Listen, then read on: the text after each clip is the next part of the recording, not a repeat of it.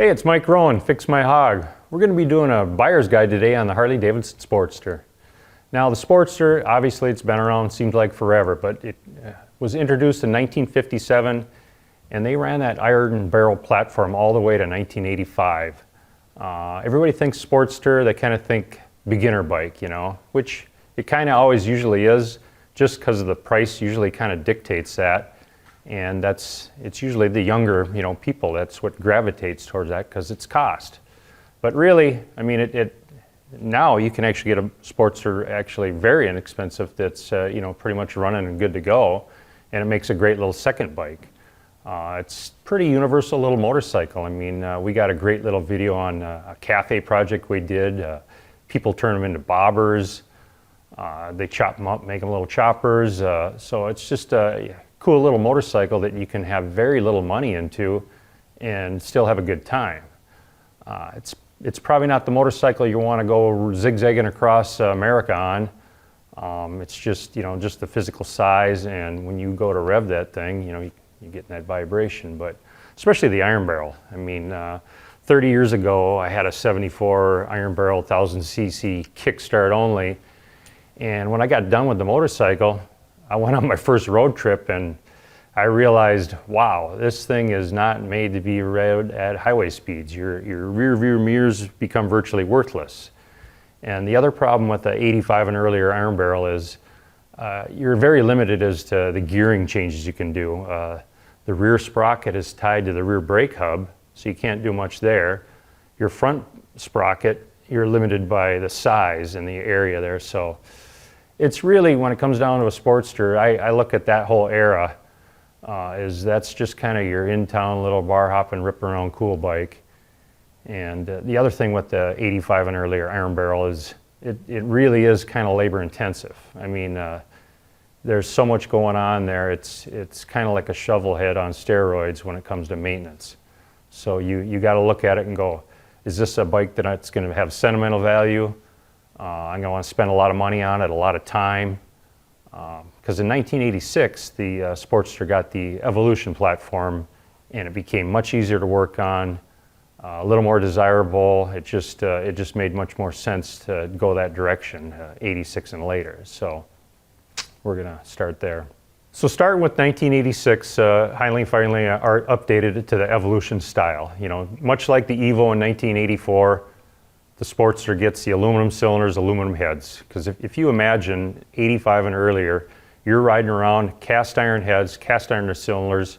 It's a huge heat sink, and that thing would just tremendous amount of heat. Just a much older design. It was a way better upgrade. So 86 and later, you have Evolution top end. It was still a 4-speed, still chain drive.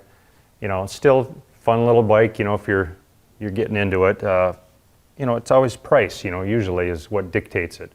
Rolling along, 1988, they finally update the carburetor to a constant velocity, CV carb. Much better carburetor. It's not like a deal breaker, but it is a nice little upgrade. They still offered it in an 883, 1100cc, and a nice little platform. And the common tune-up on the Sportster's always been, you buy an 883, you can bore it out to, well, in this case, you'd bore it to a 1200. Which brings me to my next topic of 1991. That was a big year because then they made the bike a 5-speed, and that's huge in terms of when you're riding the motorcycle at highway speeds or whatever. If you're really shopping, you're probably thinking 91 and later, just because of that aspect of having a 5-speed is so much better. So actually back in the 1990s, early 1990s, the AMA had a 883 Sportster racing class for road racing.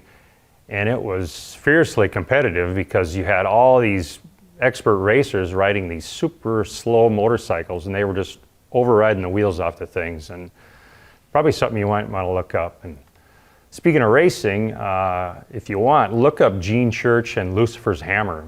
Back in the early 1980s, he was riding a Don Tilley prepared Harley XR750, and they won numerous titles in the Battle of the Twins, which was a pretty huge accomplishment for Harley, because you're dealing with Moto Guzzi, Ducati, Cagiva, BMW, Laverda, all these big twin motorcycles, and here Harley comes out and kicks their butt for a couple of years in a row.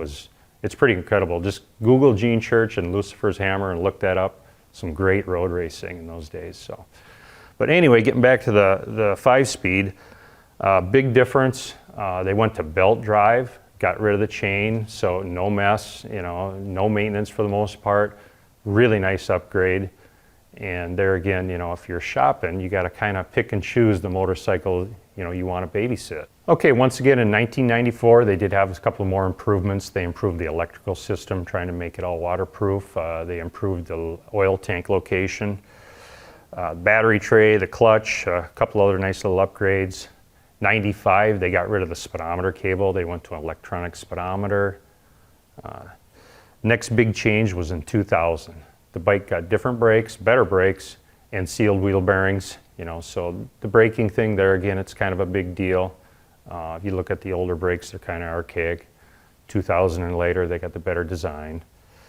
2003 now, that actually is the last year of being able to service the transmission through a trapdoor, which is, to me, a huge deal because now on 04, the bike became rubber mounted and the engine cases were, you'd have to split the cases to access the tranny. And that really became a deal breaker between the bike totaling out and the bike being repaired, because now you're at the threshold. If you're bringing it to a Harley dealer or a shop and you've got a transmission problem, this could exceed the value of the bike. Now you at home, you see one, it's got a hurt tranny, you can get it super cheap. Now it's your time, that's going to go in and do it and take it apart, and labor's free. It's not going to be that big of a deal. It's going to be parts, which aren't going to be that expensive. It's time. So you got to pick and choose your battles. So if you like the rigid mount, the old school feel, I love that platform. I mean, you can do so many things with that 03 and earlier bike and still be able to access the tranny like that.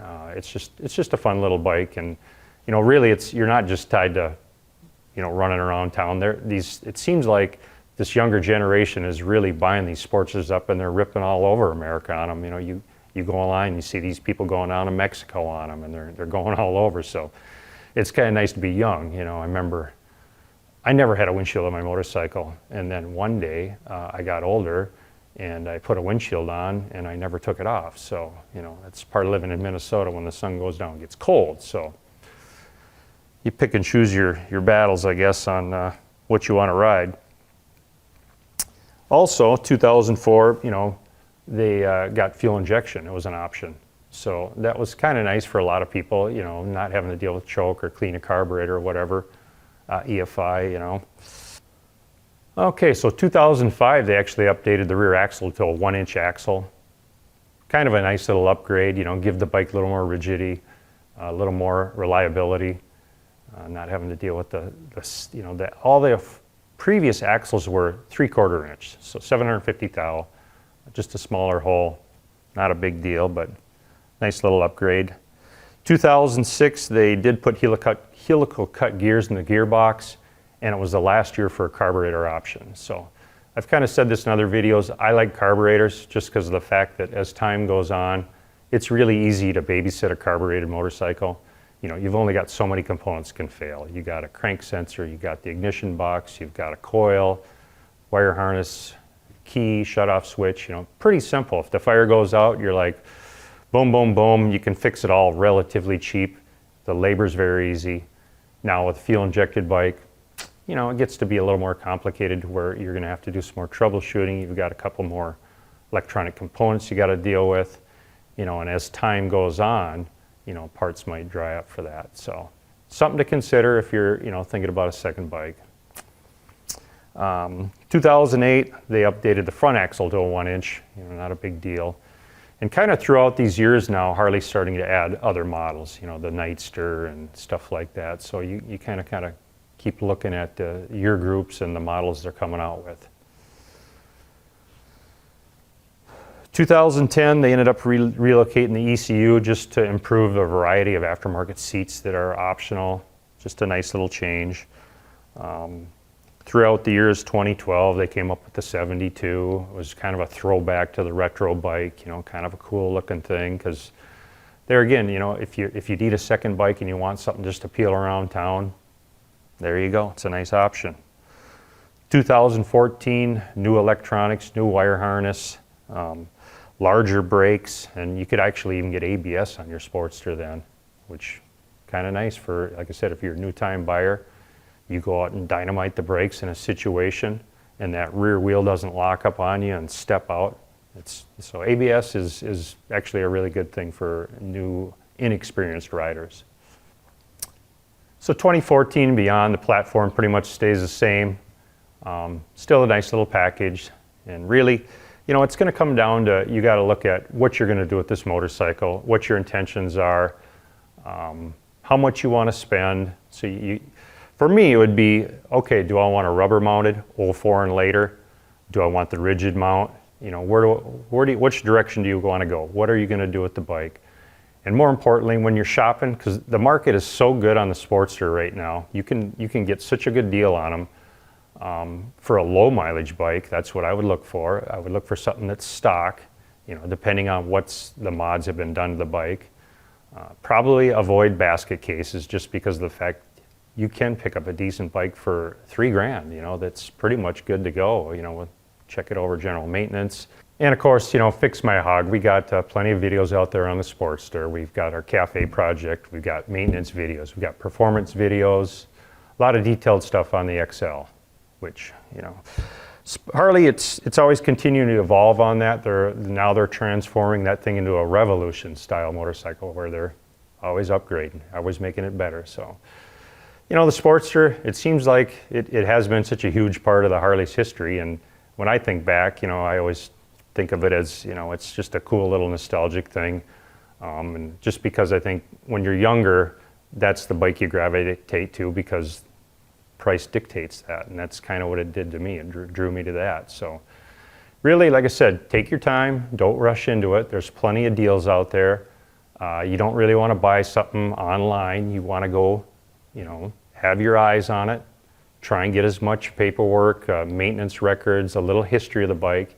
You know, if it's a one owner, two owner, what's been done to the bike, look at, you know, all the modifications, you know, just take your time. So anyway, hope you found this video informative, and as always, wrench safe.